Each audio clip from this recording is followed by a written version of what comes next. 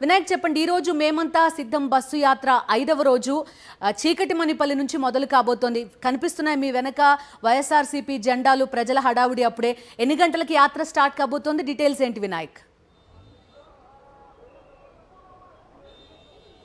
ముందు మరి కాసేపట్లోనే ముఖ్యమంత్రి వైఎస్ జగన్మోహన్ రెడ్డి 6వ రోజు బస్సు యాత్ర చీకటిమనిపల్లి నుంచి ప్రారంభం కాబోతుంది. సత్యసాయి జిల్లాని ముగించుకున్న తర్వాత ఆయన అన్నమయ్య జిల్లాలోకి ప్రవేశించబోతున్నారు. ఈరోజు అన్నమయ్య జిల్లాలోని 3 పార్లమెంట్ రాజంపేట పార్లమెంట్లోని 3 అసెంబ్లీ నియోజకవర్గాల్లో ఆయన పర్యటించబోతున్నారు. మొదటగా ఆయన తంబలపల్లి నియోజకవర్గంలో ఆయన బస్సు యాత్ర కొనసాగబోతుంది. ఆ తర్వాత అక్కడి నుంచి నేరుగా మధ్యాహ్నానికి మదనపల్లి చేరుకుంటారు. మదనపల్లిలో సాయంత్రం 4 గంటలకు బహిరంగ సభలో పాల్గొన్న తర్వాత ఆయన పొంగనూరు నియోజకవర్గంలో బస్సు యాత్ర కొనసాగించబోతున్నారు. ఓవరాల్గా చూస్తే కనుక ఈరోజు మరి కాసేపట్లోనే చీకటిమనిపల్లి నుంచి ఆయన యాత్ర ప్రారంభం కాబోతుంది. ఇందుకు సంబంధించి మనం చూస్తే పెద్ద సంఖ్యలో ఇప్పటికే ప్రజలు కూడా రావడం జరిగింది. మరోవైపున ఇక్కడి నుంచి మనం చూస్తే కనుక ములకల చెరువు మీదుగా పెదపాలెం, అదేవిధంగా వేపురుకోట, బుర్రకాయల కోట క్రాస్, అదేవిధంగా గొల్లపల్లి, తర్వాత అంగళ్ళకు చేరుకుంటారు. అంగళ్ళ తర్వాత ఆయన భోజన విరామం తీసుకుంటారు. అక్కడి నుంచి నేరుగా ఆయన మదనపల్లి చేరుకుని సాయంత్రం 4 గంటలకు బహిరంగ సభలో పాల్గొనిపోతున్నారు. ఆ తర్వాత మదనపల్లి ముగించుకున్న తర్వాత అక్కడి నుంచి ఆయన నిమ్మనపల్లి క్రాస్, అదేవిధంగా బోయికొండ క్రాస్ మీదుగా చౌడేపల్లి, సోమల మీదుగా అమ్మగారిపల్లికి చేరుకుని రాత్రికి అక్కడే బస చేయబోతున్నారు. మొత్తంగా 3 అసెంబ్లీ నియోజకవర్గాలు ఆయన పర్యటన కొనసాగబోతుంది.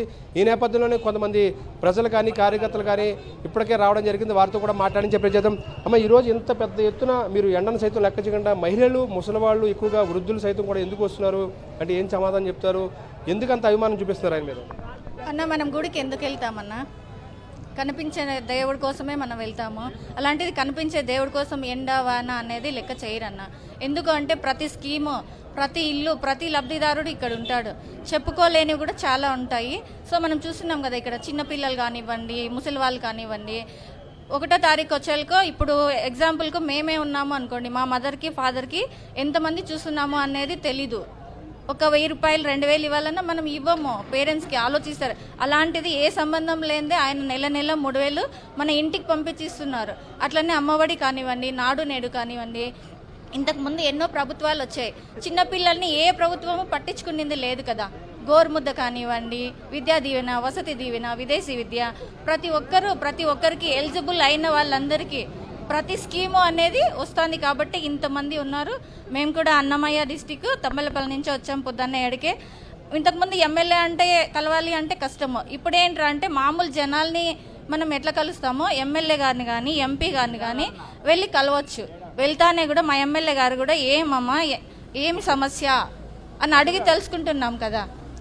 చూడొచ్చు. అంటే ఏదైతే గ్రామ స్వరాజ్యం ఉందో అది గాంధీజీ కళల కన్నా గ్రామ స్వరాజ్యాన్ని పల్లెల వరకు కూడా, ఇంటి వరకు కూడా చేరవేసిన ఘనత ముఖ్యమంత్రిగా చెప్పుకోవచ్చు. ఈ నేపథ్యంలోనే ప్రతి చోట కూడా ఆయనకి ప్రజలు జన నీరాజనం పడుతున్నారని చెప్పుకోవచ్చు. నిన్న కదిరిలో కూడా అదేవిధంగా రోడ్ షోలో భారీ ఎత్తున ప్రజలు కూడా వచ్చిన పరిస్థితి. ఈ నేపథ్యంలోనే ఈరోజు మరి కాసేపట్లోనే సత్యసాయి జిల్లా నుంచి ఆయన యాత్ర ప్రారంభం కాబోతుంది. ఈ రోజంతా కూడా అన్నమయ్య జిల్లాలో ఆయన యాత్ర కొనసాగబోతుందని చెప్పుకోవచ్చు.